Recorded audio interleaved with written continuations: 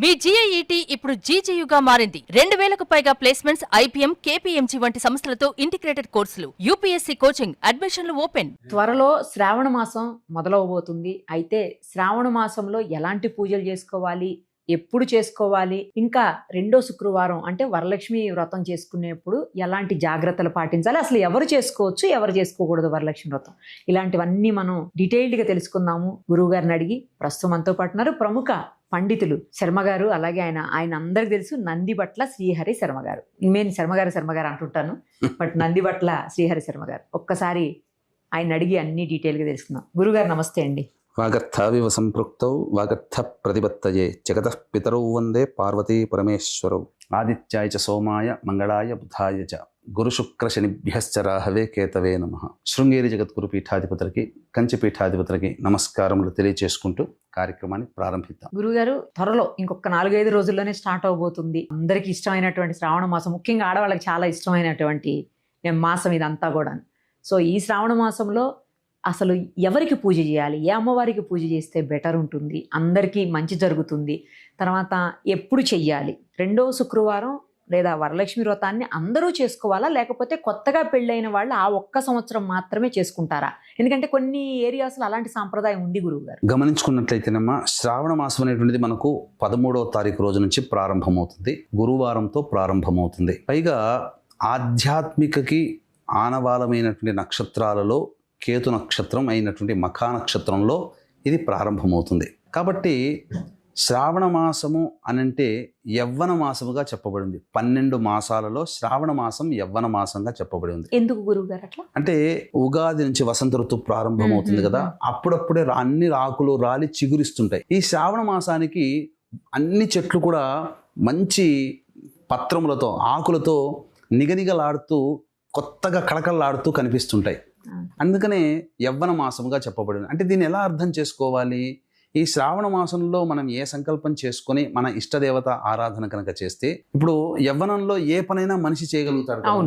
అలాగే యవ్వన మాసం ఈ మాసంలో సంకల్పం చేసుకుని దేవతానుగ్రహాన్ని పొందితే అతి శీఘ్రంగా మన సంకల్పం నెరవేరుతుందని ఉద్దేశించడానికి ఈ యొక్క మాసానికి యవ్వన మాసముగా చెప్పబడి ఉంది. అలాగే మీరు అడిగినట్టుగా శ్రావణ మాసం అనేసరికి చాలా మందికి గుర్తుకొచ్చేటువంటిది మంగళ గౌరీ వ్రతాలు, అలాగే టపిక్కున వరలక్ష్మి వ్రతం. కానీ యుగ యుగాల నుంచి కూడా ఈ 2 దేవతా ఆరాధనలతో పాటుగా ప్రప్రథమముగా ఈ యొక్క ఈశ్వర ఆరాధన ఈ శ్రావణ మాసానికి కేటాయించబడింది.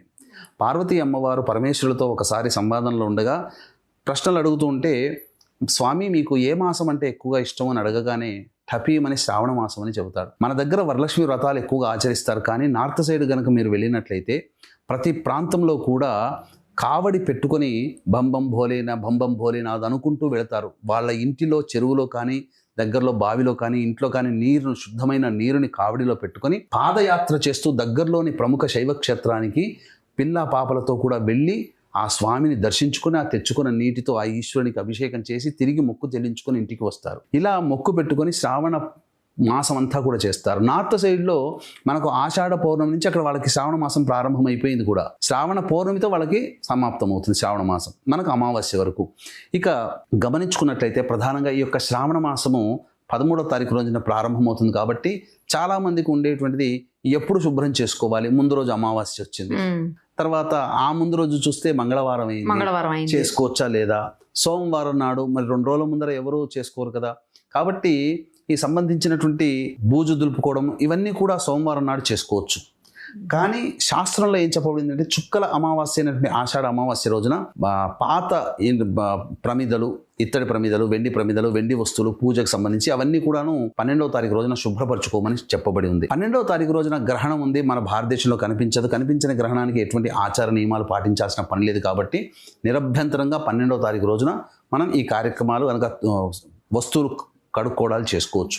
ఇక ఉదయాన్నే లేచి కాలకృత్యాదులు తీర్చుకొని ఇల్లంతా కూడాను మళ్ళీ ఒకసారి చీపురుతో ఇల్లంతా కూడాను ఊడ్చిన తర్వాత అప్పుడు చక్కగా ఒక బకెట్ నీటిలో గళ్ళ ఉప్పు, ఏదైనా దేవతా నదికి సంబంధించి గంగాజలం కానీ, కృష్ణా, గోదావరి, నర్మదా నది నీరు వేసిన తర్వాత అందులో కొద్దిగా పసుపు, అలాగే కుంకుమ పువ్వు, జాజికాయ, జాపత్రి, ఇలాచి పొడి ఇవన్నీ వేసి పూర్తిగా కలియబెట్టేసేసి కరిగిపోయిన తర్వాత పొడి బట్ట తీసుకొని నీటిలో ముంచి ఇల్లంతా కూడాను శుభ్రంగా తుడుచుకోవాలి. పూజా మందిరాన్ని కూడా శుభ్రంగా తుడుచుకోవాలి. అదే నీటితో పూజ సంబంధించినటువంటి విగ్రహాలు కానీ పటాలు కానీ శుభ్రంగా తుడిచిపెట్టుకొని కొత్తగా వచ్చేటట్టుగా చూసుకొని చక్కగా అలంకరణ చేసి పెట్టుకోవాలి. పూజకి రెడీగా పెట్టుకోవాలి.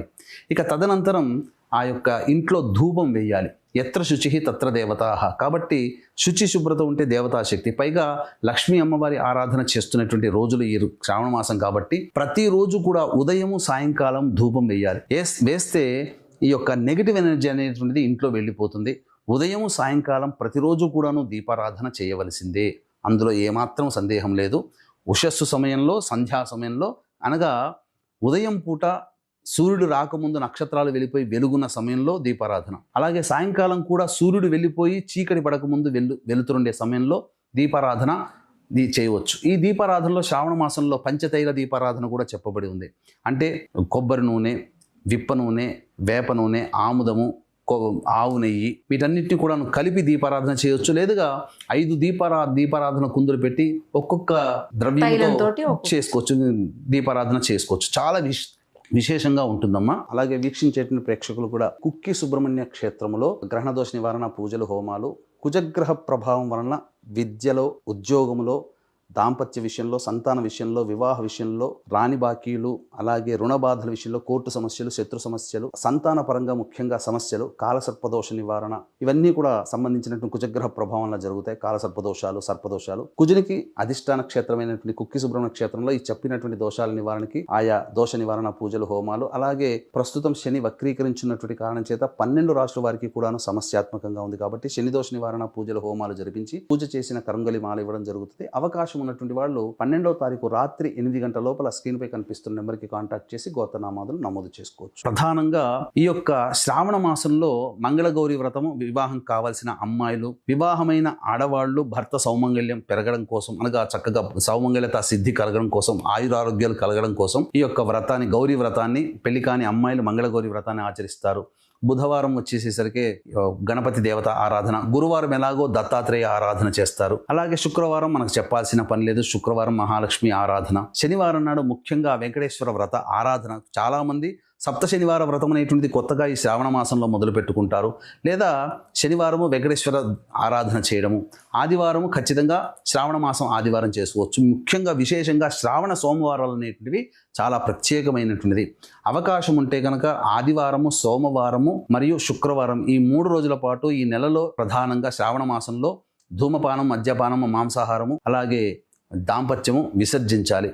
నెల రోజుల పాటు కనుక ఖచ్చితంగా ఉండగలిగితే అన్ని దురలవాట్లు పక్కకు పెట్టి నిష్టగా గనక ఉండి ప్రతిరోజు కూడాను ఉదయం లేచిన దగ్గర నుంచి రాత్రి పడుకునేంత వరకు కూడా శివాయ నమః, శివాయ నమః లేదా నమశ్శంకరాయ, నమశ్శంకరాయ అంటూ జపం చేసుకుంటూ ఉంటే పరమేశ్వరుడు ఆనందంగా ఉండి ఈ యొక్క శ్రావణ మాసంలో ఇచ్చేటువంటి ఫలితాన్ని, ఆ మానవుడికి కలిగే యోగాన్ని వర్ణించడానికి కవులకి సైతం కూడా మాటలు రావు అని అతిశయోక్తి కాదమ్మా. కాబట్టి ఈశ్వరానుగ్రహం చాలా అతి శీఘ్రంగా ఈ యొక్క శ్రావణ మాసంలో కలుగుతుంది.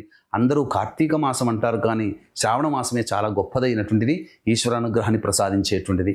ఇక ప్రధానంగా ఏకాదశి, చతుర్దశి తిథులలో వంకాయ తినకూడదు. ఈ శ్రావణ మాసంలో అసలు వంకాయ కూర తినకూడదు, నిషిద్ధం శ్రావణ మాసానికి. ఇలా ఈ విధంగా చక్కగా చెప్పబడి ఉన్నటువంటిది.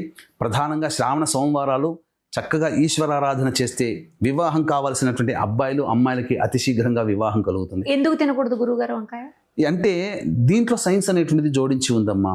అంటే ఎక్కడ కూడా నేను చాలా మటుకు దీని విషయం తెలుసుకున్న తర్వాత అనేక చోట్ల నేను పరిశీలించాను, కానీ నాకు దీనికి సంబంధించినటువంటి విషయం మనకు ఎక్కడ చెప్పబడలేదు. కానీ సైన్స్ ప్రకారంగా ఆలోచిస్తే ఈ వంకాయ, గోంగూర లాంటివన్నీ కూడా ఎలర్జీని పెంచేటువంటి. కాబట్టి ఆషాఢ మాసంలో గ్రీష్మ ఋతువు ఉండి శ్రావణ మాసానికి వర్ష ఋతువు ప్రారంభమవుతుంది. ఈ ఆషాఢ శ్రావణ మాసానికి సంధికాలంలో వర్షాలు పడిపోయి శరీరంలో ఉష్ణోగ్రతలు మారుతుంటాయి. వేడి నుంచి కొద్దిగా చల్లదనానికి వచ్చేసరికి ఇన్బ్యాలెన్స్ అవుతుంది మానవ దేహం. కాబట్టి అతిగా ఇచ్చేటువంటి, అనగా ఈ ఎలర్జీని సూచించేటువంటి వంకాయ తిన్నారనుకోండి, శరీరంలో వాతావరణం ప్రకృతి పరంగా జరిగే మార్పులకి శరీరం తట్టుకోలేదని నిషేధం చేసి ఉండవచ్చు మన మహర్షులు. అంతేలే సార్. ఆ విధంగా గురువుగారు నేను ఒకటి అడిగాను మిమ్మల్ని, కొంతమంది పెళ్ళైన మొదటి సంవత్సరం మాత్రమే వరలక్ష్మి వ్రతం చేసుకుంటారు, అంటే మిగతా సంవత్సరాలు చేసుకోరు, కొన్ని ఏరియాస్ ప్రకారం అంటే వాళ్ళకున్న సాంప్రదాయం ప్రకారం అడిగాను. అలాగే చేసుకోవాలా లేకపోతే ప్రతి శుక్రవారం చేసుకున్నా మంచిదైనా ప్రతి సంవత్సరం? ఎవరైనా కానీ ఈ సంబంధించినటువంటిది ప్రధానంగా కొంతమందికి ఆనవాయితీ లేని వాళ్ళు చేసుకోరమ్మా. కానీ చక్కగా ప్రతి సంవత్సరం చేసుకోదలిస్తే చేసుకోవచ్చు. కొత్తగా పెళ్ళైనటువంటి వాళ్ళు లక్ష్మీ ఆరాధన ఎందుకు చేస్తారనంటే ఇంట్లో భోగభాగ్యాలు చక్కగా అభివృద్ధి చెందాలనే ఉద్దేశము. కానీ ముఖ్యంగా వివాహమైనటువంటి ఆడవాళ్ళు మొదటి సంవత్సరంలో పట్టేటువంటిది ఎక్కువగా మంగళగౌరి వ్రతం అమ్మ. 5 సంవత్సరాల పాటు పట్టుతారు. మంగళగౌరి వ్రతాన్ని ఆచరించినట్లయితే ఖచ్చితంగా 5 సంవత్సరాల పాటు ప్రతి సంవత్సరం ఈ శ్రావణ మాసంలో మంగళవారం రోజున ఈ యొక్క మంగళగౌరి వ్రతాన్ని ఆచరించి ఈ 5 సంవత్సరాల లోపల ఎవరికైనా కానీ వివాహం అవుతున్నటువంటి అమ్మాయికి పుస్తెలు దానం చేయాలి. ఇందులో వ్రతం నియమం అది. తర్వాత మంగళగౌరి వ్రతాన్ని చక్కగా ఆచరించి ప్రతి సంవత్సరం ముత్తైదులు పెంచుకుంటూ పోవాలి. ఇలా చేసుకుంటూ వ్రతాన్ని ఆచరించినట్లయితే, నిర్విఘ్నంగా కనుక చేసినట్లయితే నిజంగా భర్త యొక్క ఆయుష్ పూర్వకాలంలో వివాహం అల్పాయుష్యుడైనటువంటి మానవులకి ఈ అబ్బాయిలకి దీర్ఘాయుషు కలిగినటువంటి మహిళలకి ఇచ్చి వివాహం చేసేవాళ్ళు. అంటే అమ్మాయి జాతకంలో భర్త సౌమంగళ్యం ఎక్కువగా ఉండాలి అనేటువంటిది చూసి, అలాగే ఈ వ్రతాన్ని ఆచరించిన మహిళకి భర్త ఎప్పుడు కూడాను చిరంజీవిగా ఉంటాడని మనకు వట సావిత్రి వ్రత విధానంలో సావిత్రి సత్యవంతుల కథలో మనకు తెలుస్తుంది. యముడి దగ్గరికి వెళ్ళి కూడా తిరిగి సంపాదించుకోగలిగినటువంటిది. కాబట్టి ఈ విధంగా చేయవచ్చు. శ్రావణ సోమవారాలు చేయవచ్చు, అన్ని విధాలుగా చక్కగా చేయవచ్చు. ఫైనల్లీ ఒక్కటి చెప్పండి గురువుగారు, ఇప్పుడు అంటే ముత్తైదులు కానివారు భర్త లేని వాళ్ళు కొంతమంది చెప్తా ఉంటారు ఈ పూజ చేయకూడదు అని అంటుంటే విన్నాను నేను, కానీ అది కరెక్ట్ కాదేమో అనిపించింది నాకు. మీరు చెప్పండి గురువు గారు. అంటే పూర్వ సువాసనులు అంటారు, భర్త లేని వాళ్ళు అని చెప్పి మనం ఎగతాళి చేయకూడదమ్మా. ఎందుకనంటే ప్రతి స్త్రీకి అనేక దశలు అనేటువంటివి ఉంటాయి. ఇప్పుడు భార్య లేని మగవాడికి కూడా ఒక దశే కదా. అంతే. కానీ మీరు గమనించుకున్నట్లయితే పార్వతీ అమ్మవారి యొక్క దశ మహావిద్యల రూపంలో చూసుకుంటే ధూమావతి రూపం ఉంది. ఆ అమ్మవారి స్వరూపం ఏంటి? విధవరాలైనటువంటి స్వరూపము. అంటే అమ్మవారే చెప్పింది నాలో ఒక స్వరూపమే ఈ యొక్క స్థితిరా, కాబట్టి మీరు నిందించకండి అని చెప్పేసి. కానీ చాలా మంది అనకూడదు, కానీ మన ప్రేక్షకుల్లో చాలా మంది విజ్ఞులు ఉన్నవాళ్ళు ఉన్నారు. కొంతమంది నేను చూసినప్పుడు బయట మనకు ఇంటికి వచ్చి పేరెంటాలు వచ్చి పిలుస్తారు, మొహమాటం కొద్దీ మీరు కూడా రండమ్మా అని అంటారు. తల్లినో అత్తయ్యనో పిలుస్తారు, వాళ్ళతో పాటు కోడలను కూతురును పిలిచినప్పుడు వాళ్ళు వెళతారు. అందరికీ ముందరగా ఆర్భాటంగా చేస్తూ వాళ్ళు బాధపడే విధంగా మాటలు మాట్లాడుకుంటూ కిలకిల నవ్వుకుంటూ అన్ని సంగతులు చెప్పుకుంటూ వీళ్ళని వచ్చేసరికి కొద్దిగా దూరం జరగండమ్మా, పక్కకు జరగండమ్మా అని చెప్పి వాళ్ళని ఏదో అంటరాని వ్యక్తిని చూసినట్టుగా ఆ పూర్వ సువాసనలు చూస్తుంటుంటారు. కనీసము వాళ్ళ కంటి ముందరనే అందరికీ ఆ విధంగా చేస్తూ ఆ యొక్క స్థితి చూసినప్పుడు పూర్వ సువాసనలు వాళ్ళు అనుభవించిన బాధ వాళ్ళకి తెలుస్తుందమ్మా. అయ్యో నాకు కూడా ముత్తైదుగా ఉంటే నాకు కూడా ఇటువంటి భాగ్యం కలిగేది కదా, నా భాగ్యాన్ని నోచుకోలేకపోయినని లోపల బాధపడుతుంటారు. ఆ బాధపడడానికి కారణం మనమే కదమ్మా. కాబట్టి అమ్మవారి దైవ స్వరూపాల్లో పూర్వ సువాసిని కూడా ధూమావతి రూపాన్ని చూపించింది. కాబట్టి వాళ్ళని ఏమాత్రం కూడా మనం ఇబ్బంది పెట్టకూడదు. వాళ్ళని కూడా సాధారణంగా గౌరవంగా ఆహ్వానించి ముత్తైదుకు పెట్టాల్సినటువంటి గాజులు పసుపు కుంకుమ వాళ్ళకి తాంబూలంలో పెట్టకుండా ఒక పండు చక్కగా ఇచ్చి వాళ్ళని సత్కరించవచ్చు. వాళ్ళకి సంబంధించినటువంటి రకరకాల రంగు చీరలు పెట్టకుండా వాళ్ళకి కూడా ఏదైనా కానీ చక్కటి నేత అయినటువంటిది ఒకే రంగు ఉన్నటువంటిది వాళ్ళకి పెట్టవచ్చు, తప్పు లేదమ్మా. ఈ అమ్మవారికి పూజ చేసేటప్పుడు ధూమావతి అమ్మవారికి పూజ చేసేటప్పుడు విధవరాలైనటువంటి అమ్మాయిని వెతుక్కొని ఇవ్వమన్నది శాస్త్రం. కాబట్టి ఎక్కడ కూడా పూర్వ సువాసనలు దూరం పెట్టమని లేదు. అయితే పూర్వ సువాసనలు ఈ యొక్క వ్రతం మీరు అడిగారు వ్రతాన్ని ఆచరించవచ్చా అని, కానీ అయితే పూర్వ సువాసనలు కుంకుమ పూజ అనేటువంటిది చేయకూడదమ్మా. కాబట్టి మామూలుగా కలశం పెట్టకూడదు, మామూలుగా చిత్రపటానికి పూలమాల వేసి అష్టోత్తర విధానంగా పూజ చక్కగా చేసుకోవచ్చు. అయ్యో నా భర్త బ్రతికున్నప్పుడు నేను చేసుకున్నానే, ఇప్పుడు నేను చేసుకోలేకపోతున్నా అనేటువంటి బాధపడాల్సిన అవసరమే లేదు. చక్కగా ఈ సంబంధించినటువంటి అష్టోత్తర పూజా విధానంగా అమ్మవారికి చక్కగా చేసుకొని ఇంట్లో తనకు తోచిన నైవేద్యం పెట్టుకోవచ్చు, పూజా ఫలాలు పెట్టుకోవచ్చు. ఈ యొక్క శ్రావణ మాసంలో దానిమ్మ పండ్లు నైవేద్యంగా పెడితే వాళ్ళ కోరిక సంపూర్ణంగా నెరవేరుతుంది. పెళ్లి కాని అమ్మాయిలు ఈ విధంగా దానిమ్మ పండ్లు జామ పండ్లు కనుక నైవేద్యంగా అమ్మవారిని పూజించి పెడితే చక్కటి వంశోద్ధారకుడైనటువంటి పుత్రుడు లభిస్తాడు. తర్వాత ఆడపిల్లని చక్కగా ఇంటి మహాలక్ష్మిలా కనవచ్చు. ఎందుకనంటే వంశం ముందుకెళ్ళాలి కాబట్టి మగవాడు. కానీ ఈ రోజుల్లో ఆడపిల్లే తల్లిదండ్రులని కాపాడుతుంది, ఆడపిల్లే చూసుకుంటుంది. ఆడపిల్లలకి జోహారులమ్మ. మగవాడు చూస్తున్నారో లేదో మనకు తెలియదు, కానీ ఎక్కువ మటుకు ఆడపిల్లలే తల్లిదండ్రులను ప్రేమిస్తున్నారు. ఆడపిల్ల ఉండాల్సిందే, కానీ వంశాన్ని అంటే మన ఇంటి పేరుని ఇంకొక తరానికి తీసుకెళ్లాలంటే మగవాడు కావాలి కాబట్టి పుత్ర సంతానం, అది ఒక్కడే కోరుకుంటే సరిపోతుంది. రైట్ గురుగారు, చాలా స్పష్టంగా అన్ని వివరించారు. Thank you so much. సర్వం శ్రీ ఉమామహేశ్వర పరబ్రహ్మార్పణమస్తు.